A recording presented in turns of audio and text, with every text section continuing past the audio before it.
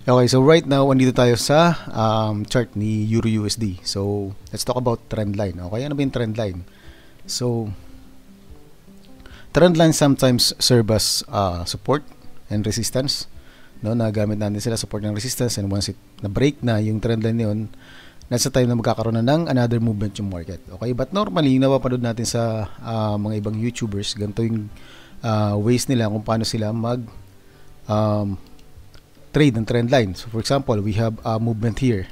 Nagkaroon tayo ng higher high, higher low, higher high. So ang hinihintay nila is magkaroon muna ng first touch, second touch, third touch, no? Bago sila pumasok sa market. So for example, first touch, second touch. And then sa third touch, dito na sila papasok, no? And then dito sila mag-place ng long position nila.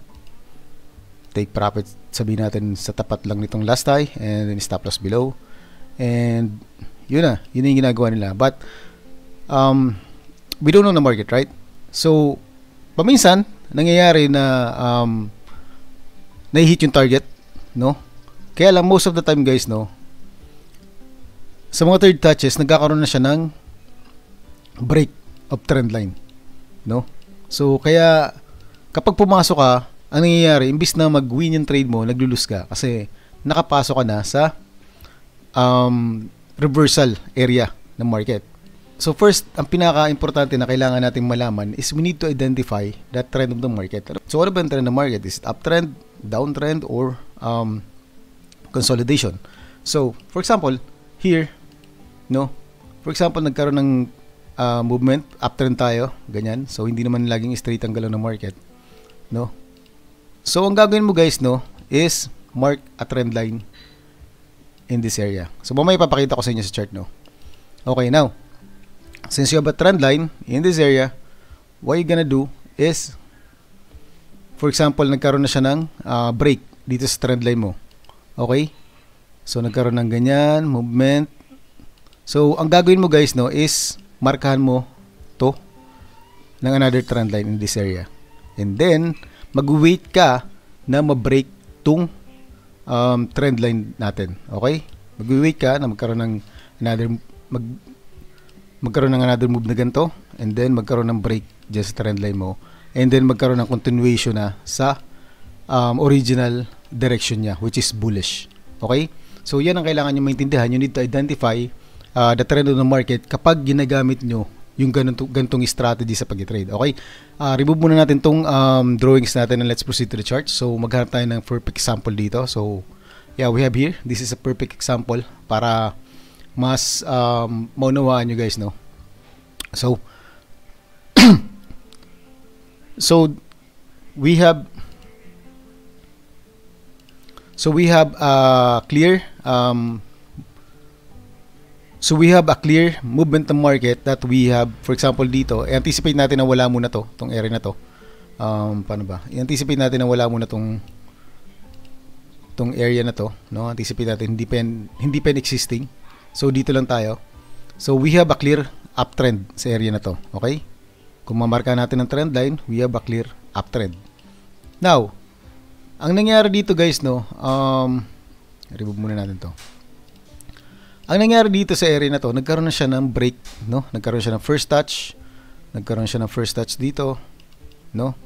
Then second touch. Pagdating ng second touch, nagkaroon na siya ng break pababa, no? Break niya yung trend line natin. This is just a retracement, no? Yung movement na to pababa, this is just a retracement ng overall ng original move ng market, which is bullish. So we are in a bullish trend. This is just a reversal. Okay? Hindi porket nakakita kayo ng break dyan sa trend line is pa-reverse na yung galaw ng market. No. What you gonna do right here guys, no, is markahan nyo ito. Okay? So as you can see, hindi pa niya binasag. So nagkaroon pa siya ng continuation pababa. So as long as there's a continuation pababa, all you need to do, pwede nyo sabayan tong trade na to, kaya lang make sure na you use proper risk management. Okay? Kasi anytime pwedeng mag-reverse na yan anytime pwede na yung magdiretso sa overall magdiretso sa original trend niya, which is bullish. So ang gagawin, so what you're gonna do next is mark another trend line. Okay? So as you can see here, para mas malinaw, tanggalin muna natin 'tong iba para hindi magulo yung chart natin. Okay, as you can see here guys, no, nagkaroon siya ng continuation, pababa pa rin. Pero nagkaroon na siya na pagdating dito sa area na to, which is we can find some key zones in this area, no? We can find some key zones in this area kung mamarkahan natin. For example, ito, kunin natin to. So, yeah, we have some key zones in this area, which is nagkaroon siya ng liquidity grab or tawag dyan, false breakout, no? And then, bumalik siya pataas. Now, nagkaroon siya ng break na structure trend line natin. This is the perfect time para pumasok na kayo na ng long trade, okay? Take a long trade, pwedeng below lang this key zone or below this, and then targetin nyo yung pinaka high. Okay, yung last high, targetin nyo itong pinaka last high. Alright, and as you can see, nag-play out ng maayos yung trade na to. Okay, so that is how we can properly use trend line sa pag-trade natin. So, let's make another example para at least medyo maklear sa inyo. Remove muna natin itong mga drawings natin. And we have another example here. For example, this one. Okay, meron tayong clear structure na pataas na yung galaw ng market, bullish trend na. So what you can do is mark a trend line here. Okay, since you have a trend line, hindi niya binabasag pa ba yung trend line, it means magkakaroon ng bullish movement pa taas. So now what you're gonna do here, eto sa area na to, markahan nyo ulit yung eto, yung last high, and then patungo dun sa area kung saan siya nag like small consolidation, no? And then maghintay ka hanggang ma-break tong trend line mo na to. So as you can see here, nung na-break niya yung trend line na to, you can place a trade in this area. Pero mas maganda pa rin guys, no, aralin yung market structure and yung mga key zones na tinuturo ko sa video natin para mas magamit nyo ng mas maayos yung trend line strategy na to sa pag-trade nyo. This is a huge advantage guys, no. So hindi nyo kailangan ng napakaraming indicator sa chart nyo. Okay, just make your trading like simple and clean, okay, para mas makita nyo yung overall trend ng market. So yeah, I guess that's it for this video guys, no, and I hope na kahit papano meron kayong napulot sa natin sa video na to, and sana magamit nyo sa pag-trade nyo sa Forex. And again, God bless sa lahat. Happy trading.